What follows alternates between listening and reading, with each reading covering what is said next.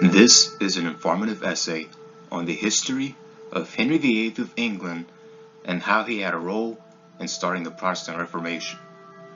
King Henry VIII of England was born in 1491, and he was the second son of Henry VII, who was the first ruler from the House of Tudor. During his life, Henry VIII wanted to lean towards a church career with plenty of education on theology and music, when Arthur, his older brother, was betrothed to Catherine of Aragon. Months later, after they were married, Henry VIII was next in line for the throne when Arthur died of a sudden illness. Henry VIII took the throne and married Catherine of Aragon. During his time as king, Henry wanted one thing the most, and that one thing was a son. This was because Henry would have a successor to the throne when he died. According to History.com, Catherine bore him 3 sons and 3 daughters, all but one of whom died in infancy. In other words, Catherine, being pregnant 6 times, only gave Henry a daughter, Mary I, who was born in 1516. After giving the title of Defender of the Faith from the Pope when attacking Martin Luther's church reforms, early signs of the Protestant Reformation emerged when Henry's marriage failed to bear him a son. Believe it or not, Henry severed ties with the Catholic Church to be the supreme head of the Church of England to dissolve monasteries, absorbing and redistributing property. What made Henry sever ties with the Catholic Church, you may ask? When Henry's first marriage did not give him the son he wanted, Henry became infatuated with Anne Boleyn, one of his wife's ladies-in-waiting. Henry asked Pope Clement VII to grant him his wish of divorcing Catherine, since he believed that the marriage was against God due to the fact that Catherine was already married to Arthur. Giving Henry the papal dispensation to let go of his first wife in order to marry another woman would have seemed easy, but Henry had bad luck on his side. In 1527, the troops of the Holy Roman Empire destroyed Rome, making Pope Clement to get away from the Vatican through a secret tunnel to take shelter.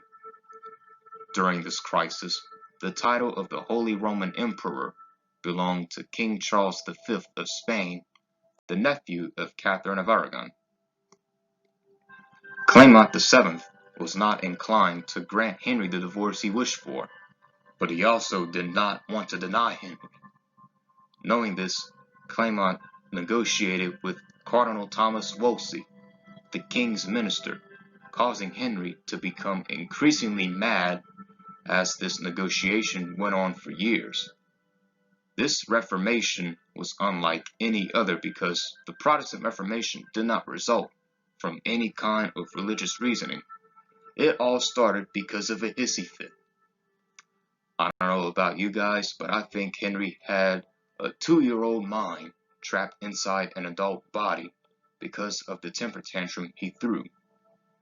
Henry then decided that he didn't need the Pope's permission to rule on issues for the Church of England.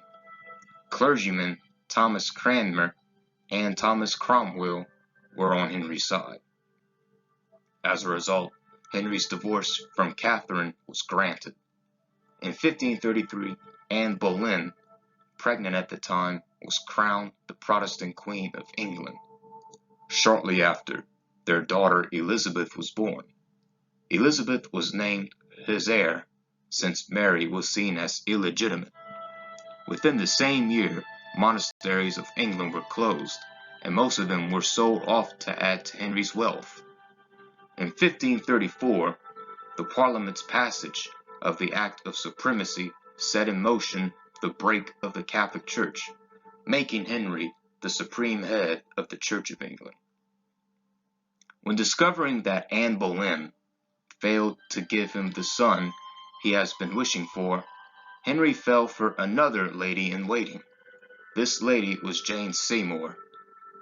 At this point, we can all agree that Henry was somewhat the playboy king, as he longed for his son while using different wives. After Cromwell helped bring up the conviction of adultery and conspiracy against the king, Anne Boleyn was executed. In 1537, Henry finally gets his wish. Jane Seymour gave birth to Henry's one and only legitimate son, named Edward VI. Sadly, this resulted in Jane Seymour dying a couple weeks later from complications of birth. Henry's fourth marriage with Anne of Cleves was similar to his first one with Catherine of Aragon. Anne was a political bride who chose to form an alliance with her brother, who was the ruler of a Protestant duchy of Germany. This marriage lasted only a few days before Henry had it annulled. Henry then proceeded to marry Catherine Howard, but that marriage also ended. 2 years after the marriage, Catherine was beheaded due to adultery and treason. His final marriage with Catherine Parr in 1543 was Henry's opportunity to seek reconciliation with Mary and Elizabeth. These two were restored to the line of succession. Henry eventually died in early 1547, and this was when Edward VI took the throne at only 9 years old. I repeat, 9 years old. His reign was dominated by Protestant councillors who brought radical reformation to England. Despite this, Edward died 6 years later at age 15. Mary I, his Catholic half-sister, turned around many of these changes. It was up to Queen Elizabeth I, daughter of Anne Boleyn, to finish the Reformation that Henry started. Elizabeth reigned the longest out of the Tudor monarchs. According to History.com, overall, Henry married a series of 6 wives in his search for political alliance, marital bliss, and a healthy male heir. Of his marriages, 2 ended in annulment, 2 in natural deaths, and 2 with his wives' beheadings for adultery and treason. All of these marriages and the establishment of the separate Church of England were all part of a Reformation that was not like any other. All of this happened because of a hissy fit that Henry VIII had when he was frustrated about not getting an annulment for his first marriage. Due to the Reformation not being started based on religious or doctrinal reasoning, Henry VIII made the Protestant Reformation one to be remembered.